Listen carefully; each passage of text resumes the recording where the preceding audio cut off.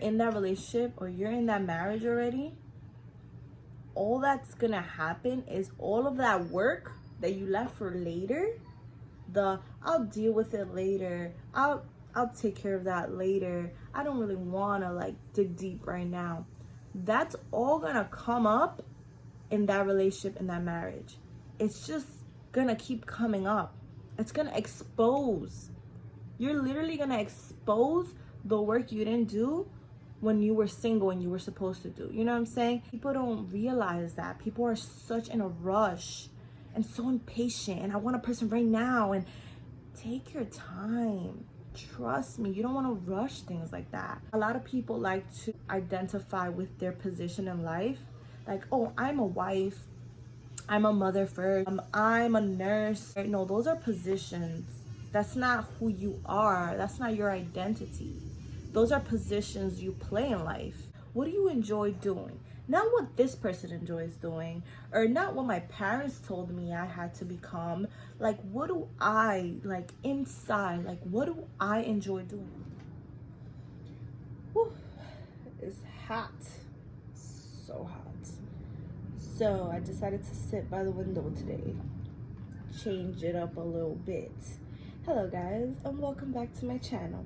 My name is Crystal Lynn. If you're new, welcome. We will be talking about being single and why being single is so important. Being single before committing yourself into a relationship, it's so important.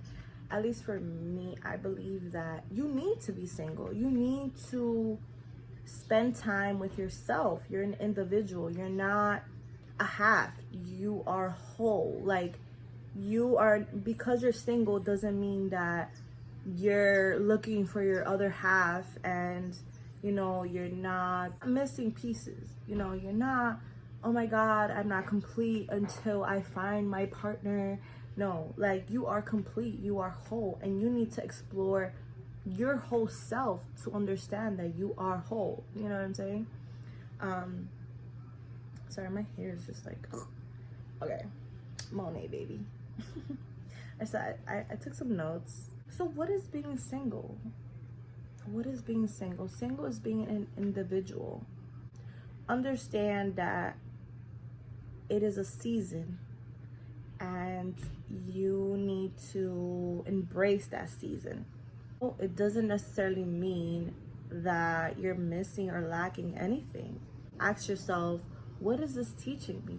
Like, why is God setting me apart from the rest? A lot of the times it's because God is trying to sit you down with yourself. I think it's huge to know yourself, like truly know yourself. Like, what are the things you like? What do you enjoy doing? Not what this person enjoys doing, or not what my parents told me I had to become.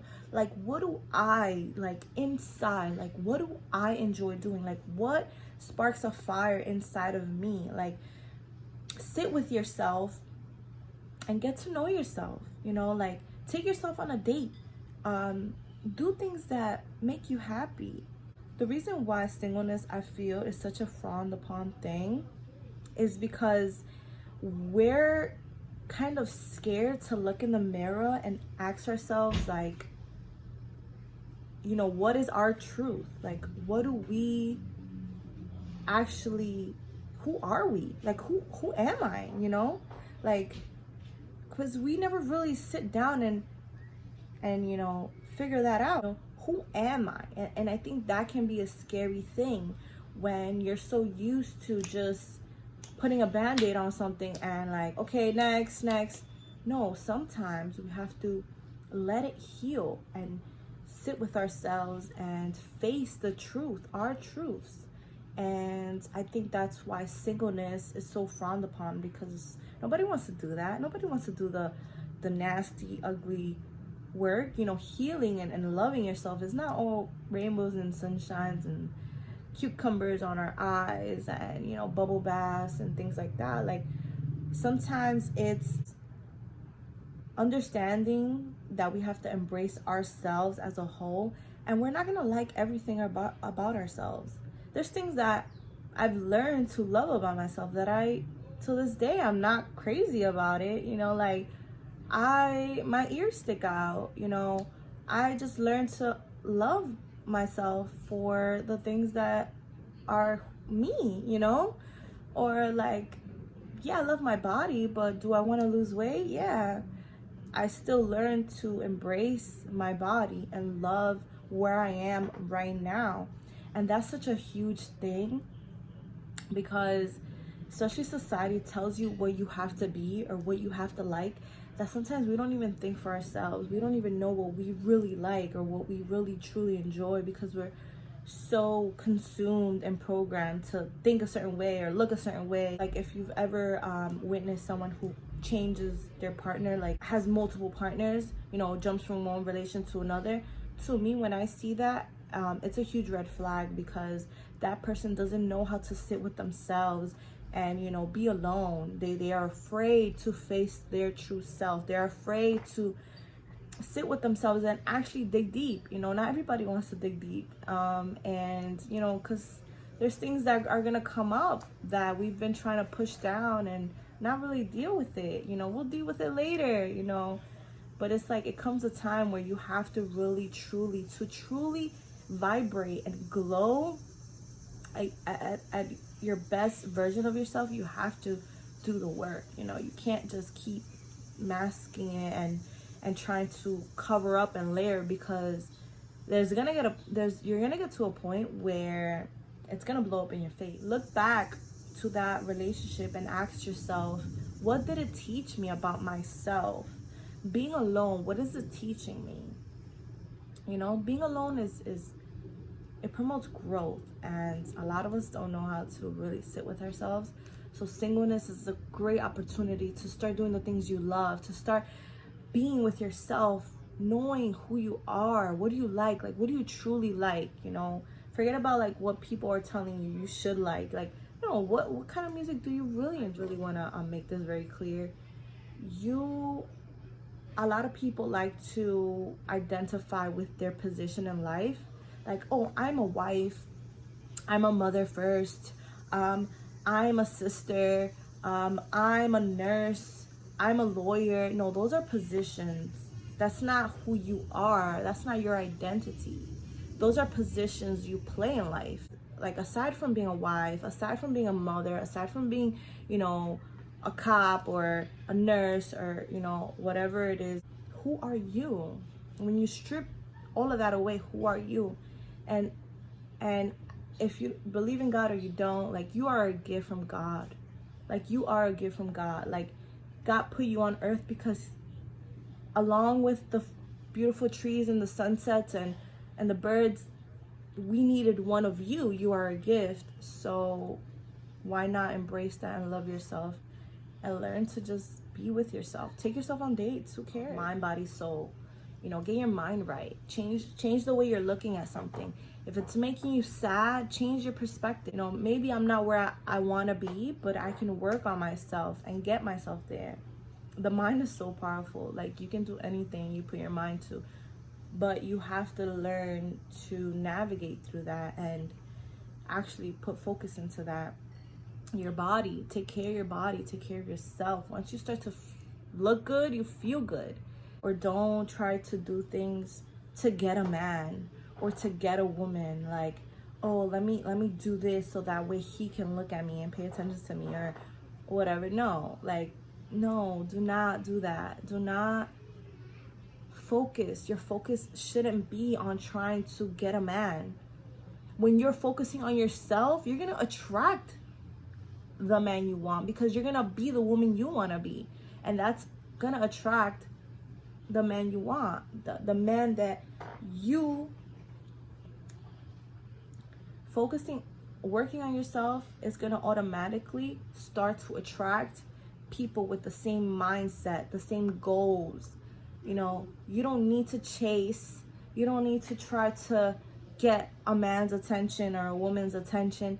No, naturally, when you're already working on yourself, that's gonna gravitate towards you. You're gonna naturally attract people to you because you're gonna naturally be vibrant, and you know, you attract who you are, you know, in a way where it's like, I've mentioned this in my last video, when you know, you're going through a certain phase in life, you start to attract people who are also in that same phase, because you're all at the same frequency.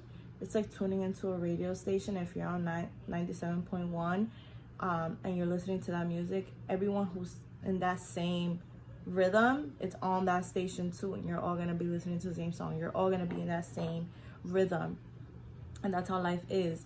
Once you start to work on yourself and like work on your goals, like put all of that energy that you want to put in a relationship, put that into your goals.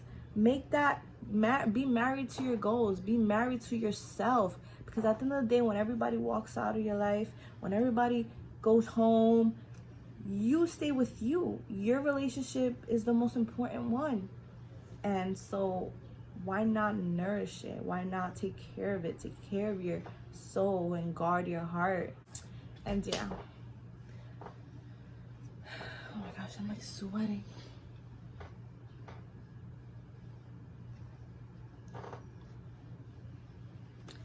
So I think that's it. I was all over the place, but I feel that singleness, and listen guys, one last little tip. Pastor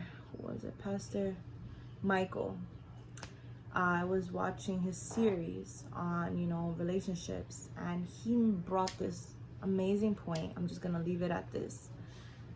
He mentioned that when you don't do the work you need to do in your singleness, like in the season of your singleness, and you don't do the work, and you go ahead and jump in a relationship or get married, all that's gonna do, marriage exposes your singleness. You get married or you're in a relationship and you didn't do the work that you needed to do when you were single, because you decided, let me jump from this person to this person, let me just rebound and not work on myself, you know, that I'll do it later. And you're in that relationship or you're in that marriage already, all that's gonna happen is all of that work that you left for later, I'll deal with it later, I'll take care of that later, I don't really wanna like dig deep right now, that's all gonna come up in that relationship, in that marriage. It's just gonna keep coming up. It's gonna expose. You're literally gonna expose the work you didn't do when you were single and you were supposed to do. You know what I'm saying? It's gonna come back. So singleness is so important, and people don't realize that. People are such in a rush and so impatient, and I want a person right now, and take your time. Trust me, you don't want to rush things like that. So that's why I felt the need to do this video. I mean, I'm allowing you guys to choose my topics, and this was number one. Well, it was kind of a tie between communication and relationships and this, but I'm glad you guys wanted me to do this, because I felt like it's so important to talk about. So yeah, I hope you guys enjoyed this video, and I'll see you guys next time.